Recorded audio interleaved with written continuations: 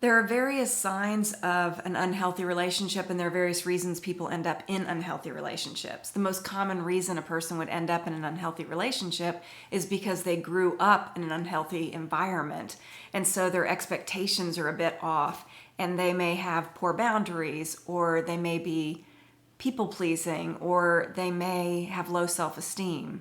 Whatever the reason, it may be a situation where they're more at risk of being re victimized, as well as they may have a tendency to just discount their own experience, their own fears, or their own discomfort. And so they stay in the relationship much longer than they should. So here are 10 signs that the relationship you're in is not healthy. One is that you are experiencing gaslighting, as in the person is either minimizing or discounting what you're saying you're experiencing, implying that you're overreacting or that you've made it up entirely in your own head. The second thing is they're obsessive. They may be texting or calling you constantly, maybe monitoring or on your social media platforms all the time. They may change expectations. So they may give you the impression that they really like something or enjoy something, but then when it happens, they're really negative about it. So for instance, they may indicate that they want you to have friends and hang out with your friends, but every time you do, they get angry with you or they're negative about your friends. Also, number 4, they may be blaming. So when you bring things up that are concerning to you, that you're upset about, that they've done, they may have a tendency to switch the focus to their frustrations, or they may try to explain why you did something that led them to do what they did.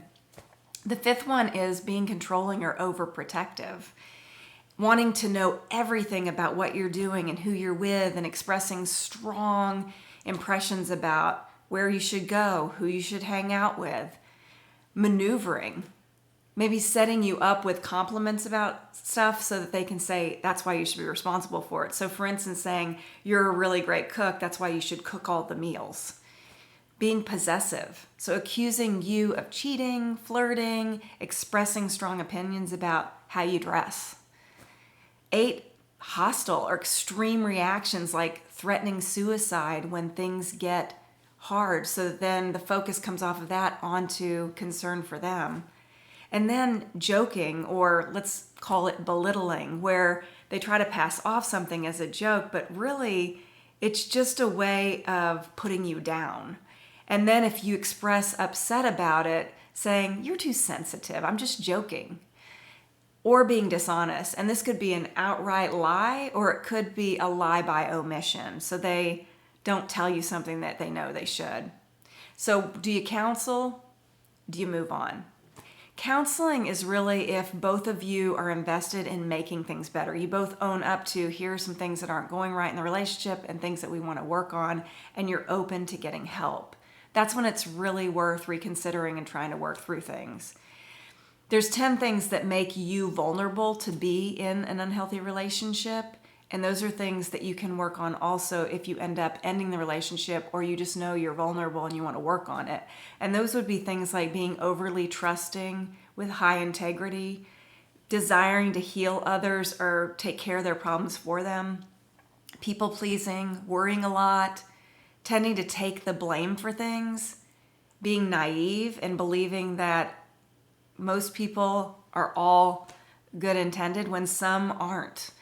And then being overly conscientious, much harder on yourself than you are on other people, and then having low confidence or really poor boundaries.